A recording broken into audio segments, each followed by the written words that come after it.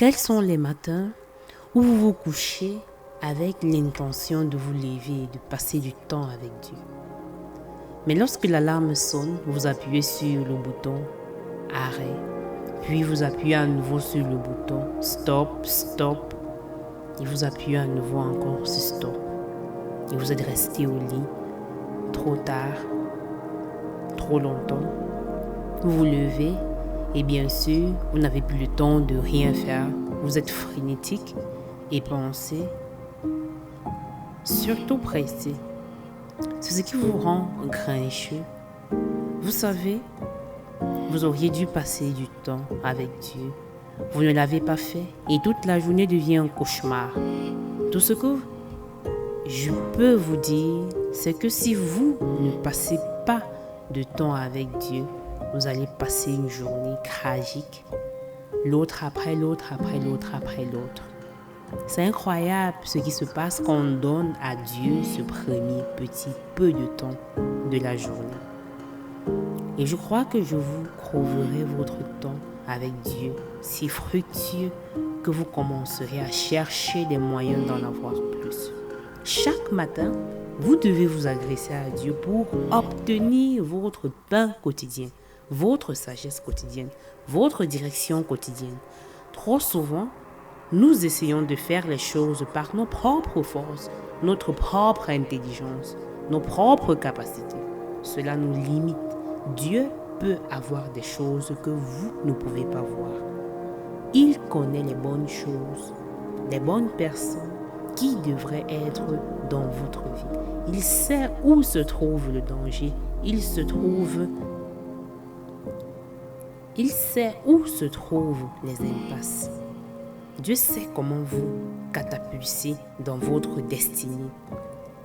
Vous avez un avantage. Prenez-vous le temps de respirer chaque matin. Parfois, nous nous précipitons hors de la maison. Je suis pressé. Je n'ai pas le temps aujourd'hui. Je dois aller travailler. Je vis selon ce principe. Ne rencontrez jamais d'autres personnes avant de rencontrer Dieu à votre réveil. Si vous prenez le temps de reconnaître Dieu, dites-lui, j'ai besoin de toi aujourd'hui. Conduis-moi, guide-moi, garde-moi sur le bon chemin. Non seulement votre journée se passera mieux, mais Dieu vous empêchera de faire des erreurs. Commencez votre journée par Thanksgiving. Thanksgiving est si important. De quoi êtes-vous reconnaissant? Vous remerciez, vous Dieu, chaque jour, même pour les petites choses. Il y a tant de choses pour lesquelles il faut être reconnaissant. Lorsque vous vous réveillez le matin, dites merci pour la grâce, merci pour la miséricorde, merci pour la compréhension, merci pour la sagesse, merci pour les parents, merci pour ma famille, merci pour mes proches, pour mes enfants, pour l'amour que tu me donnes.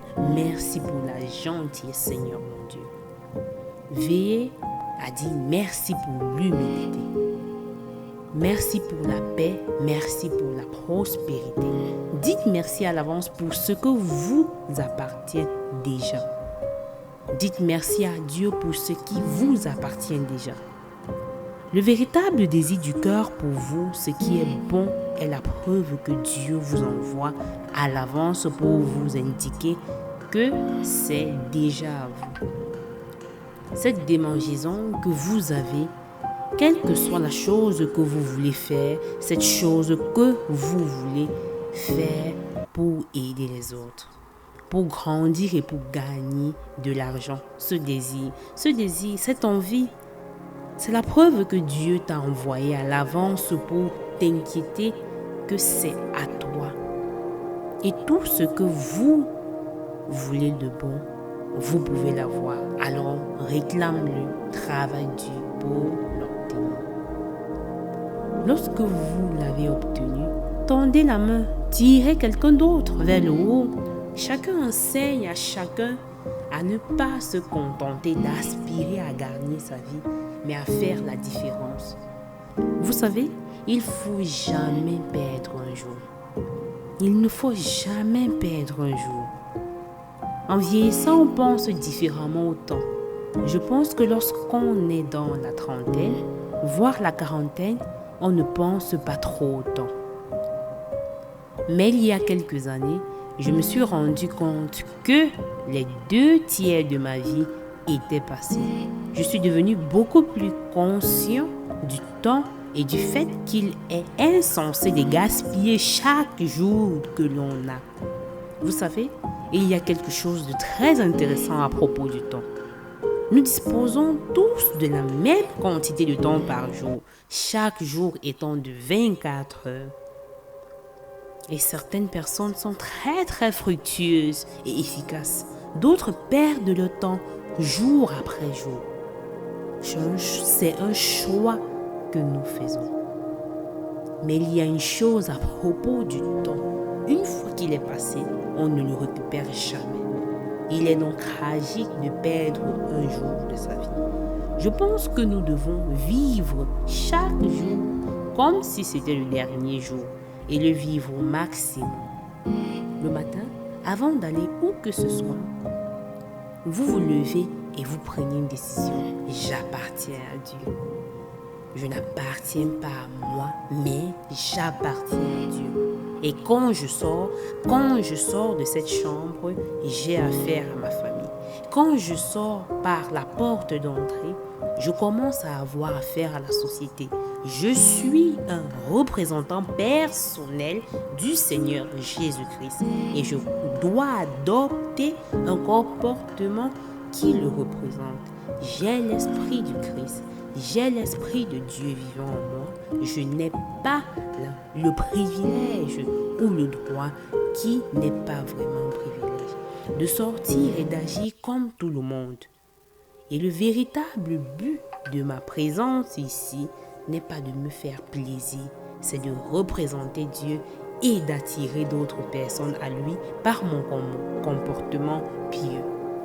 Si vous vous levez chaque matin et ne faites rien d'autre que de penser à tous vos erreurs et à tous vos problèmes, à la façon dont vous vous êtes planté hier, à la façon dont vous vous sentez mal et à tout ce que vous n'avez pas dans la vie, je peux presque vous promettre que vous ne serez pas capable de sortir et d'être gentil avec qui que ce soit à l'extérieur de votre maison.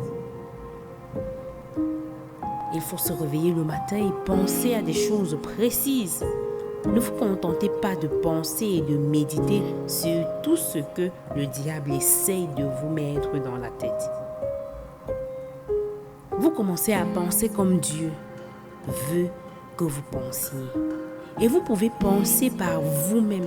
Vous n'êtes pas obligé de penser tout ce que le diable vous propose. Vous pouvez penser par vous-même. L'une des choses que vous aidera est de parler à haute voix. Levez-vous tous les matins, mettez-vous à genoux à côté de votre lit et dites simplement Jésus, Jésus, Jésus. Ce merveilleux nom, Jésus. Jésus, aide-moi aujourd'hui.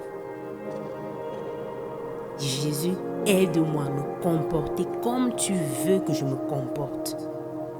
Vous travaillez pour Dieu. Tu es sur sa liste de paye. Si tu fais ce que tu dois faire chaque jour, tu recevras ton salaire. Dieu prendra soin de toi. Allez, je vous parle. Dieu prendra soin de vous. Nous travaillons pour Dieu. Mais laissez-moi vous dire quelque chose. Vous n'allez pas nourrir le diable en restant sur votre canapé, en regardant des feuilletons et en mangeant des beignets. Nous devons apprendre à vivre avec intentionnalité. Cela doit être l'une des premières lois de notre vie et nous devons réaliser que c'est l'une des premières règles du succès, l'intentionnalité. Nous devons faire les choses dans un but précis. Nous ne pouvons pas nous contenter d'attendre et de voir ce qui nous tombe dessus. Il faut le faire exprès. On fait ce que l'on peut faire. Vous faites ce que vous savez faire. Ce que Dieu vous a appris à faire. Et Dieu fera toujours ce que vous ne pouvez pas faire. Vous m'entendez? vous faites quelque chose pour s'aimer une graine, afin que Dieu puisse faire la partie que vous ne pouvez pas faire. Shalom.